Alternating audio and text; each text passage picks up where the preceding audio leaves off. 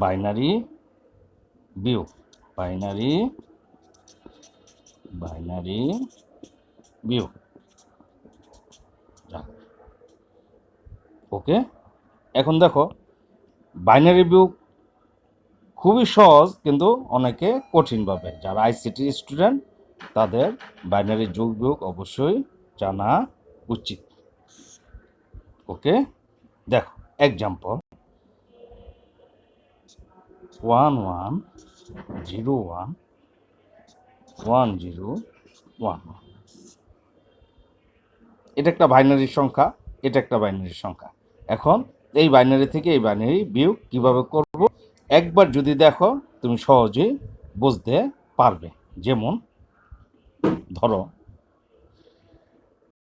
সবসময় বাইনারি বিয়োগ করার সময় একটা কথাই স্মরণে রাখবে, সবসময় উপরেরটা ছোট কিনা তা দেখবে। প্রথমে এই জিনিসটাই লক্ষ্য করবে, উপরেরটা যদি ছোট হয় তবে বাইনারি নিয়মটা অ্যাপ্লিকেশন তোমাকে শিখিয়ে দেব। আর যদি ছোট না হয় কিভাবে করবে, দেখো প্রথম সংখ্যাটি দেখো 1 আছে, আর নিচে সংখ্যাটা 1, তার মানে ছোট না, উপরের সংখ্যা ছোট না, সমান। সমান হইলে নর্মাল বিয়োগ, একের থেকে এক গেলে কি থাকে 0।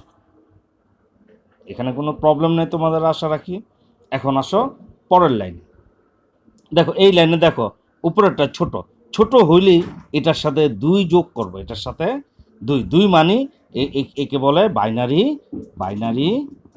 একে বলে বাইনারি বেস বলে, একে কি বলে বাইনারি বেস বলে।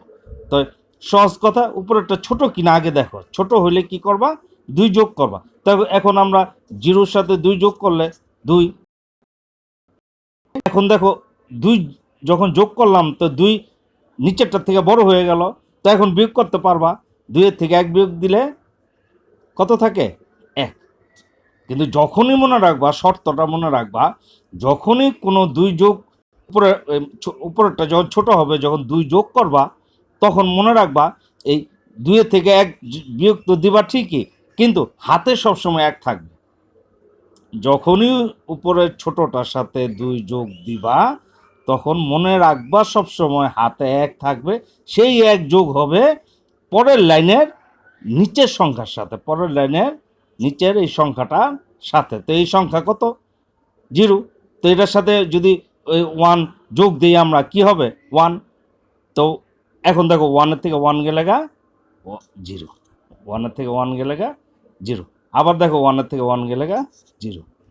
এই তোমার আনসার। বাইনারি বিয়োগ কঠিন, ছোট্ট দুইটা নিয়ম মনে রাখবা। উপরেরটা ছোট হলে 2 যোগ করবা, 2 যোগ করে তো বিয়োগ নর্মালি করবাই, কিন্তু হাতে সবসময় 1, এটার নিচেরটার সাথে যোগ হবে।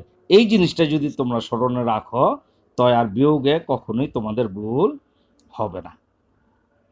এছাড়া আইসিটির যে কোনো প্রবলেম তোমাদের যদি হয় তুমি এই নাম্বারে হোয়াটসঅ্যাপ করতে পারো। এমনকি আইসিটি কোর্সও যদি তুমি করতে চাও এই নাম্বারে হোয়াটসঅ্যাপ করতে পারো, as you wish. That's it.